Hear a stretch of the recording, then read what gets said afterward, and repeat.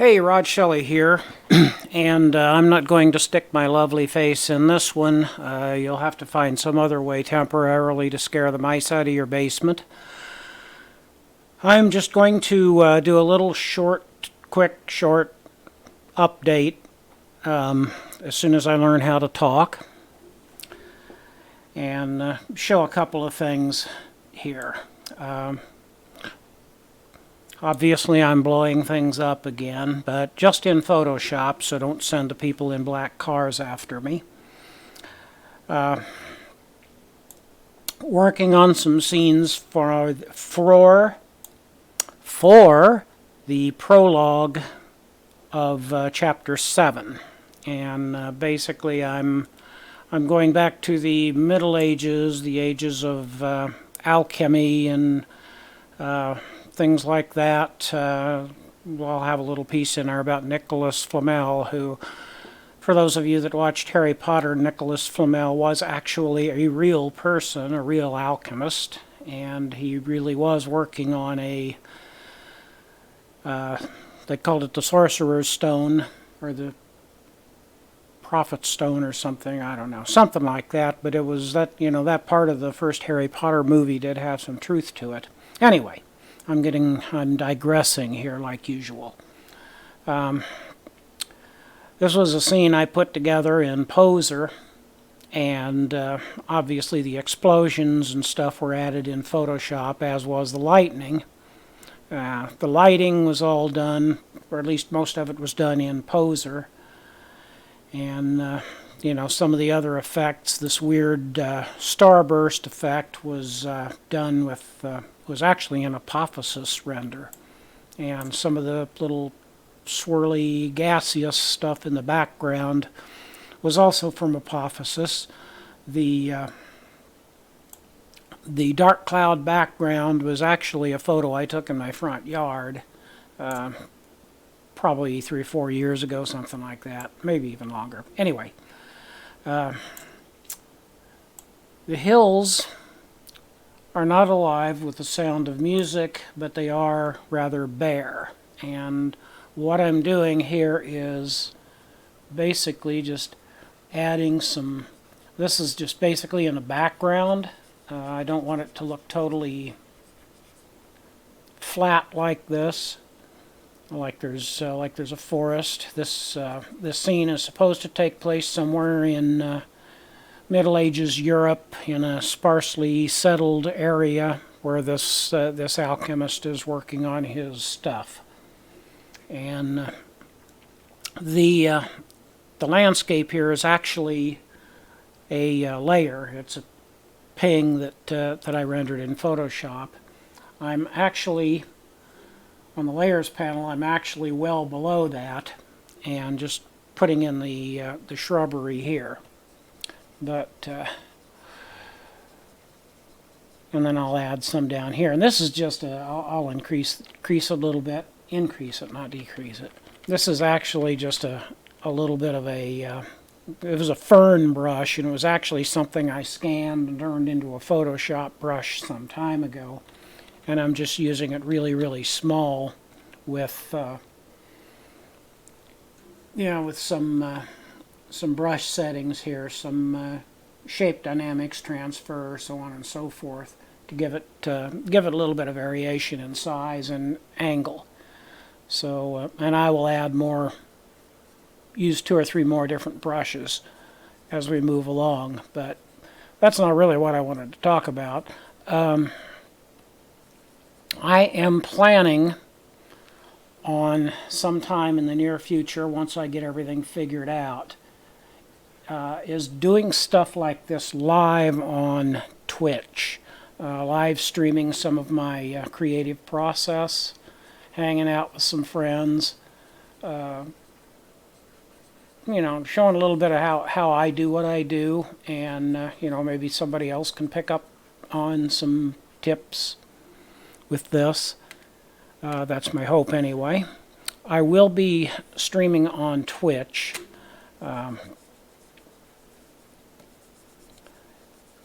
It seems to be, and I know next to nothing about streaming. I get on Jay's streams, WP Guru, and Backdoor 3D, my friend Steve in way down under in Australia.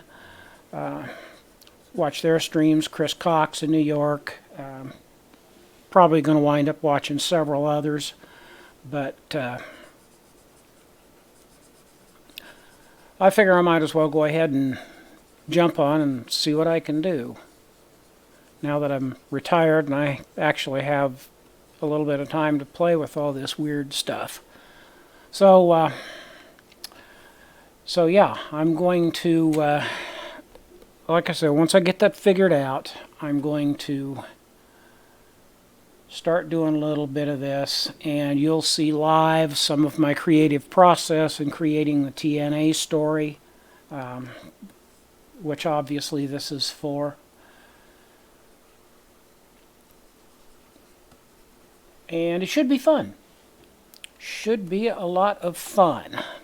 Like I say, I've got a lot of things to learn and a lot of things to figure out. And you'll get to see me stumble through this live. And let's see now, right here, where my little circle is dancing around, this kind of castle thing, I've not got it down into the ground far enough. This ground was a just another poser prop, and then I used various trees and shrubbery and some other props. I can't think right now who they were from, but let's go on top of this now. Stick a new layer in there on top so I can go in here and make it look like plants are growing, and you know, this thing isn't sitting 2.5 feet off the ground. And plus I want to just add a little bit of plant texture and a little bit of variation down in here. Now with the dark plants there, I probably, of course, with the explosion up above, I probably need to grab some red here and maybe do a little bit of stuff like this so that it doesn't look quite so not real. Like any of this is actually real. Well, it is. Of course it's real. This is history. You do believe that, right? And for those of you that do, I've got a real good deal on a bridge. Okay? Anyway, enough of my meandering around. I'm just, like I said, I'm just kind of playing here. It's the beauty of Photoshop. I can play, and if I totally screw something up, I've got it on a layer so I can just delete it. Alright, I'll put some pretty plants in here, you know. And like I said, I'm going to see what other plant brushes I can find or actually create. I do enjoy creating my own brushes from time to time. Yeah, let's try some purpley stuff down here. I've been looking at some stuff and playing with the mixer brush in Photoshop, and that is a pretty awesome tool as well. You can do some amazing things with it if you know what you're doing. Which brings us back to the I'm just playing right now. Okay, we got lots of light up here, so let's put a little bit of texturing up here just so that, you know, we don't have this straight line that does not look very natural. And I'm probably tripping over details that are never going to be seen. When this is done, this is going to be a whole lot smaller than this, but I don't know, I just feel better about it if I know I've, you know, done a little bit of work on it and tried to make it somewhat realistic. So anyway, like I said, this is just a short video. Let's go to screen size. Yeah, I'm not. I'm pretty happy with that. At least the back end of it here looks like there's a forest growing back there. And like I said, I'll be putting some plants, some trees, and whatnot on the hills here, and probably hitting them with a little light on one side to you know, simulate the lights hitting the hill from the explosion. But that's it for now. Like I said, this is a short one, and as I learn more and get more things figured out, I will actually start streaming some of this live, and you know, I'll invite you to hang out. If you don't have an account on Twitch, it's easy to sign up. It's free. They don't send you a whole lot of spam or pop-ups or any of that other stupid nonsense. And it gives you the opportunity to, if you so desire, do your own streaming.